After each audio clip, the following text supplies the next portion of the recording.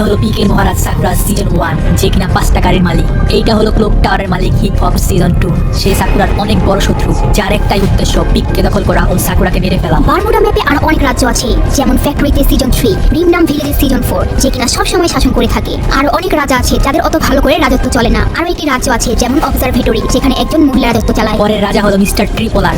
এইটা হচ্ছে free fire ইতিহাসের গল্প। একটা সময় ছিল বারমুডা ম্যাপের মানুষ অনেক শান্তিতে বসবাস করতো, কিন্তু সেইখানে যারা বসবাস করতো তারা ম্যাপের বিভিন্ন জায়গাগুলোতে আলাদাভাবে এক একজন এক এক জায়গায় রাজত্ব শুরু করে। কেউ পিকে, কেউ ফ্যাক্টরিতে, আবার কেউ বা ক্লক টাওয়ারে। এইটা হলো পিকে মহারাজ সাকুরা সিজন 1, যে কিনা 5টা গাড়ির মালিক। এইটা হলো ক্লক টাওয়ারের মালিক হিপ হপ সিজন 2। সে সাকুরার অনেক বড় শত্রু, যার একটাই উদ্দেশ্য পিককে দখল করা ও সাকুরাকে মেরে ফেলা। বারমুডা ম্যাপে আরো অনেক রাজ্য আছে, যেমন ফ্যাক্টরিতে সিজন 3, রিমনাম ভিলেজে সিজন 4, যে কিনা সব সময় শাসন করে থাকে। আর অনেক রাজা আছে যাদের অত ভালো করে রাজত্ব চলে না। আরো একটি রাজ্য আছে যেমন অবজারভেটরি, যেখানে একজন মহিলা রাজত্ব চালায়। পরের রাজা হলো মিস্টার ট্রিপোলার, যে কিনা ফ্রি ফায়ারের বারমুডা শহরের এক কোনায় কঠিন সুরক্ষার মাধ্যমে রাজত্ব চালায়। বন্ধুরা, এমন একটি জায়গা আছে যার নাম গ্রেভইয়ার্ড, যেখানে যাওয়া তো দূরের কথা, মানুষ নাম নিতেই ভয় পায়, কারণ সেখানেই রাজ করে জম্বি সামুরাই, যার কাছে অসংখ্য জম্বি সেনা আছে। সব শেষে যার সাথে পরিচয় করাবো সে হচ্ছে বহুত খাতারনাক শয়তানের হাড্ডি ক্রিমিনাল গ্যাং। ক্রিমিনালের সাথে বারমুডা শহরের কোনো রাজাই গ্যাঞ্জাম করতে।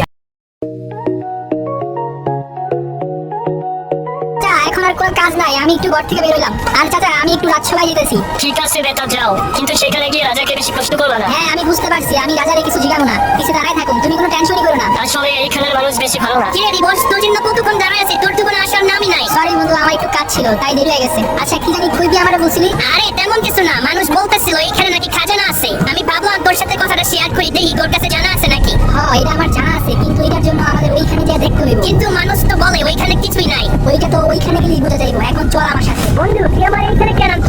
এখানে তো কেউ আসে না। এখানে আমাদের বস্তির সব ময়লা ফালায়, আর সামনে সমুদ্র আছে, এইখানে তুই কি পাবি? যা আছে ওইখানেই আছে। এখন আমারে বল, তুই জানোস কেমনে এইখানে কিছু আছে? জেলেরা তো এখানেও কিছু পায় নাই। আমার মনে হয় খাজানা পানি ঢেউয়ে কিনারায় চলে আসছে। আমি কালকে রাতে যখন ওইখান দিয়ে আসতেছিলাম তখন কি দেখলাম দম খাইতেছে, ওইখান থেকে আলো বের হইতেছিল। কিন্তু ওইটা যদি খাজানা না হয়, এইটা জানার একটাই উপায় আছে। আরে তুই এর জন্য পানিতে মাপ দিবি?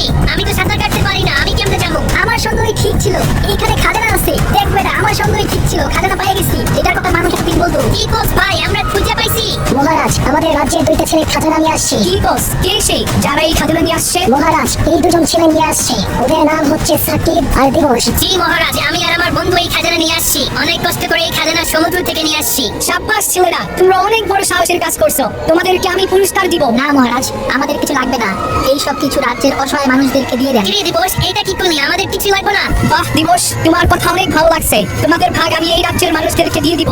রাজ্যের বাসিন্দারা, তোমাদেরকে কিছু বলার আছে নাকি রাজসভা এখানেই শেষ করবো? মহারাজের জরুরি কাজে যেতে হবে। মহারাজ, আমার কিছু কথা ছিল। রাজ্যের মানুষদের থেকে কম খাজনা নেওয়া যায় না? তাহলে রাজ্যের মানুষদের জন্য ভালো হতো, তারা শান্তিতে বসবাস করতে পারতো। ঠিক আছে দিবস, আমি তোমার কথাটা ভেবে দেখবো।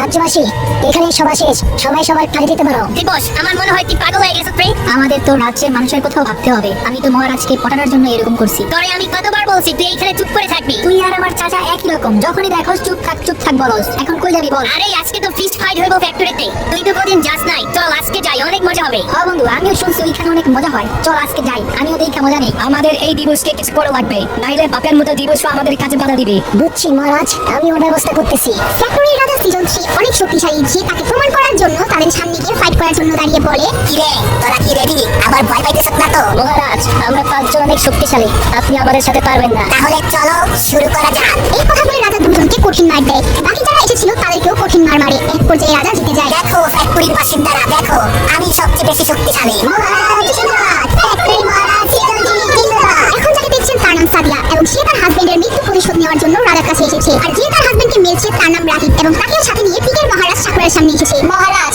আমার উপর অনেক অন্যায় হয়েছে, এই রাকিব আমার ঘর ছিনিয়ে নিতে চায়। না মহারাজ, এই মহিলা মিথ্যা বলতেছে। আসল কথা হচ্ছে ও আমাকে ফাঁসাইতে চাইতেছে। তাই বলে তুই ওর জামাইরে মাইরে ফেলবি? মহারাজ, এই মহিলার কথা শুনবেন না। এই মহিলা তার জামাইয়ের সাথে ঝগড়া করে তার জামাইকে মেরে ফেলছে। এখন আমার উপর দোষ চাপাই দিতে চাইতেছে। কি উল্টা পাল্টা বলতেছো? আমি কেন আমার জামাইকে মারবো? কারণ তুই আরেকটা ছেলের সাথে প্রেম করস। এই মহিলার ক্লোক টাওয়ারে একটা ছেলের সাথে সম্পর্ক। এই কথা যখন তার জামাই জানতে পারে তখন সে তার জামাইকে মেরে ফেলে। আমার এমনটা মনে হইতেছে রাকিব তুই ওর জামাইরে মারছ।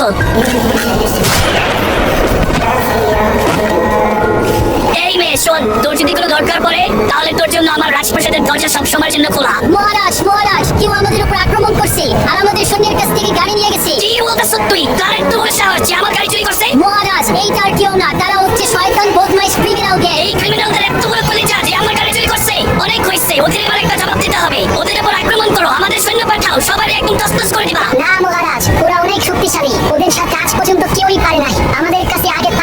ছিল, এখন একটা গাড়ি না থাকলে কিছুই হবে না মহারাজ। তাহলে কি করবো? রাজ্যের মানুষ আমাদেরকে নিয়ে হাসাহাসি করবে, আমার মান সম্মান শেষ হয়ে যাবে, রাজ্যের মানুষ মনে করবে আমি ওদেরকে ভয় পাইছি। না মহারাজ, আমরা তো আক্রমণ করব, কিন্তু এখন না, এর আগে আমরা আরো সৈন্য নিয়ে আরো শক্তিশালী হয়ে তারপর আক্রমণ করব। আচ্ছা ঠিক আছে, এখন তুই বল এটা কেমনে হলো? আমার এত শখের গাড়ি কিভাবে চুরি হয়েছে? মহারাজ, আজকে আমাদের একটা গাড়ি অন্য শহর থেকে আসার কথা ছিল, তাই আমরা বিনা শক্তির উপর দিয়ে যাইতে দিয়েছিলাম। ঠিক ওই সময় আমাদের সামনে ক্রিমিনাল গ্যাং পড়ে যায়। আমাদের কিছু বুঝে ওঠার আগে তারা আমাদের উপর আক্রমণ করে ফেলে, এবং তারা সংখ্যায় আমাদের চেয়ে অনেক বেশি ছিল। তারপর ওরা আমাদের সমস্ত সৈন্যকে মেরে ফেলে। আমাকে শুধু রেখে দেয় যেন এই খবরটা আমি আপনাদেরকে দিতে পারি।